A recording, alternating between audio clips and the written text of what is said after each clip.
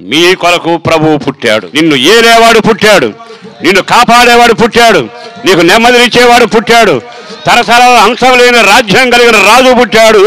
ఆయన పేరు నజరుడైన యేసు. ఇశ్రాయేలులారా, దేవుని ప్రజలారా, దేవునితో నడుస్తున్న వాళ్ళారా, వెలుగు కోరుకునే వాళ్ళారా, నీతిగా నిలవాలనుకునే కోరుకునే వాళ్ళారా, మీకు ఈ సంగతి తెలియాలి.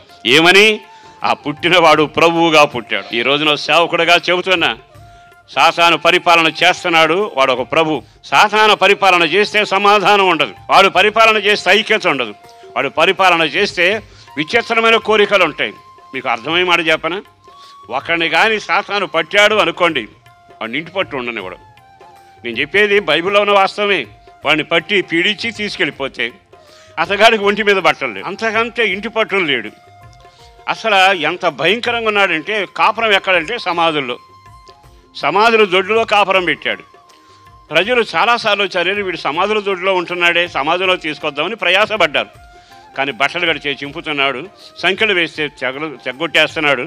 ఇక జీవితం అంతా నాశనం చేసుకుని ఆ సమాధుల దొడ్డులో కచేరీ పెట్టి పాటలు పాడుతున్నాడు.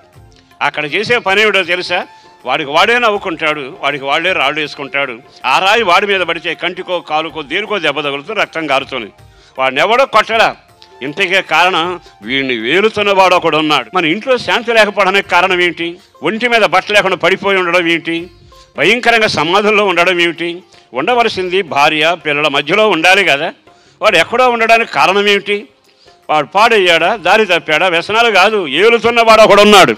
అతడు ఏలితే ఒంటి మీద బట్ట ఉండదు, మనసుకు శాంతి ఉండదు, ఒంటికి ఆరోగ్యం ఉండదు, గాయాలమయమి. చివరికి సమాధుల దొడ్లో మూలుగుతుంటే నా దేవుడు ఎవరో తెలుసా? వీరి పరిపాలనలో వాడు నాశనం అయిపోతున్నాడు అని పడవ దిగి యేసు ప్రభు వెళ్ళాడు. ఒక వ్యక్తి పరుగున వచ్చి జుట్టు మాసిపోయింది, వికార రూపం, ఒళ్ళంతా గాయాలు, భయంకరమైన పరిస్థితిలో ఉండి కేకలు వేస్తున్నాడు. సర్వోన్నతమైన దేవుని కుమారుడా, ఇక్కడికి నీవెందుకు వచ్చావు?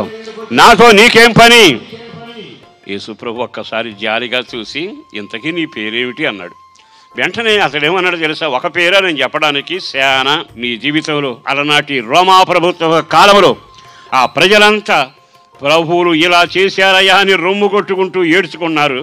అప్పుడు కబురు వచ్చింది, ఇది శుభవార్త, ఇది సువార్తమానం. ఏమిటో తెలుసా? మీ కొరకు ప్రభువు పుట్టాడు, మీ కొరకు రక్షకుడు పుట్టాడు, మీ కొరకు అభిషక్తుడు పుట్టాడు, మీ కొరకు సమస్తము చేయగల సర్వేశ్వరుడు నీ కొరకు పుట్టాడు.